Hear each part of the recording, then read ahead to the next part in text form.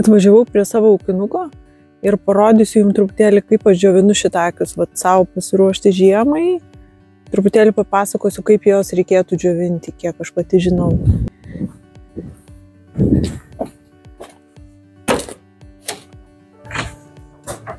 Čia yra mano nedidelė tokia džioviklėlė. Čia yra jau išdžiovinti. Šitie šitakiai džiuvo 16 valandų. Bet ištraukus,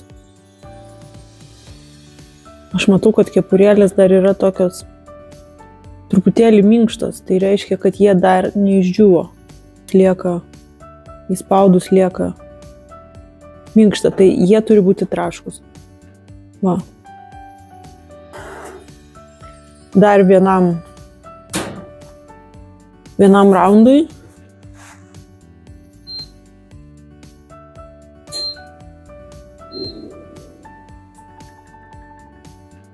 Padarau 45 laipsnių temperatūrą. Aš dar uždedu, kokiam 11 valandų. Čia aš atrodo biški tokiam kaip garažiuke. Iš dalies taip ir yra, nes čia yra mūsų ūkinukas su dalinė apdaila dabar, kurį mes statėme įkurdami ūkį. Tai darbo čia daug įdėta ir dar labai daug laukia. Čia yra jau sudžiovintas šitakis. Ir girdit tą garsą tokį traškų. Girdit, kaip jis traškai. Kai teisingai sudžiovintas šitakis, tai yra pakankamai džiovintas šitakis, jį perlaužus turi trakštelėti, garsas toks. Žodžiu, jis neturi lankstytis, jis neturi būti minkštas, jis turi būti traškus.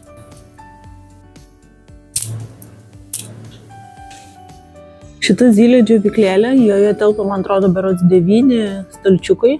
Man visai patinka. Jinai tokia savo poreikiam, pats tas paprastas su jie džiovinti ir jis tikrai išdžiūsta gerai. Linkėjimai Kotrynai iš Meidukio, čia jinai man jį rekomendavo. Tai va, liko džiūti 10 valandų 50 minučių.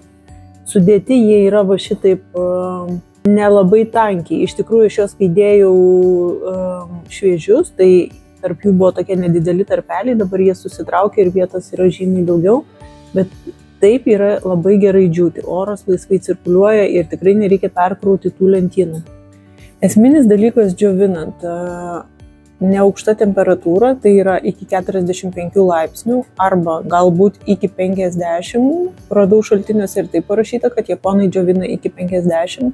Bet ne aukščiau, tam, kad išliktų visos vertingosios medžiagos ir šitakiai nesudegtų. Keli, nesupjaustyti, nesusmulkinti, jie džiūsta apie 30 valandų.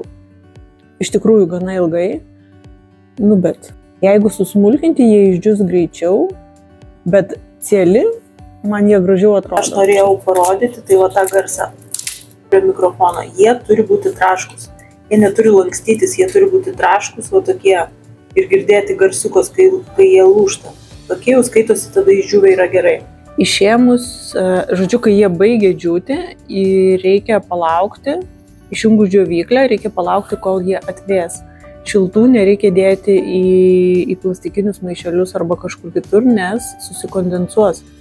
Būtinai reikia palaukti, kol jie atvės. Labai gražu šiandien nors ir lapkričio 4.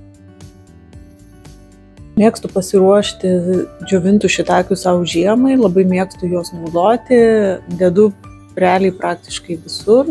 Į sriubą labai mėgstu, į salotas, ant makaronų, ant picų. Realiai visur jie toks kaip prieskonis, jį gali palaužyti ir į bet kokį realiai patiekalą įdėti. Tai tikrai labai liuks, suteikia tokio kvapnumo, iš šiltus patiekalus. Žodžiu, žiemą tikrai super.